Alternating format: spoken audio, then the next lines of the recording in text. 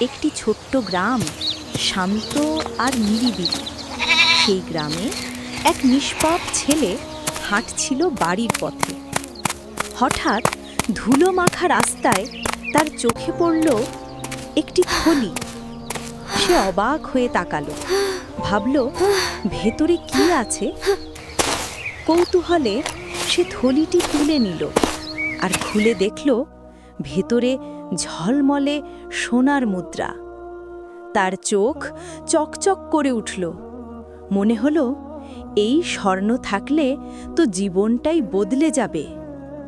কিন্তু ঠিক তখনই মনে পড়ল বাবা মায়ের সেই কোমল নির্দেশনা, সততাই আসল সম্পদ বাবু। ছেলেটি গভীর শ্বাস নিল, চোখে এলো দৃঢ়তা। থলিটি শক্ত করে হাতে ধরে এগিয়ে গেল হারানো মালিককে ফিরিয়ে দিতে। এদিকে মালিক আতঙ্কে চারপাশে খুঁজছিলেন। অবশেষে ছেলেটি এগিয়ে গিয়ে মালিকের হাতে ফিরিয়ে দিল থলিটি। মালিক বিস্মিত হয়ে বললেন, তুমি চাইলে তো এগুলো নিজের কাছে রাখতে পারতে। ছেলেটি মৃদু হেসে চুপচাপ দাঁড়িয়ে রইল।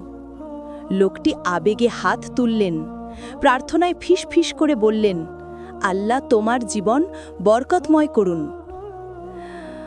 এই ছোট্ট গল্প এখানেই শেষ নয়। এটা আমাদের মনে করিয়ে দেয় সততাই আসল সম্পদ। Honesty is the real treasure.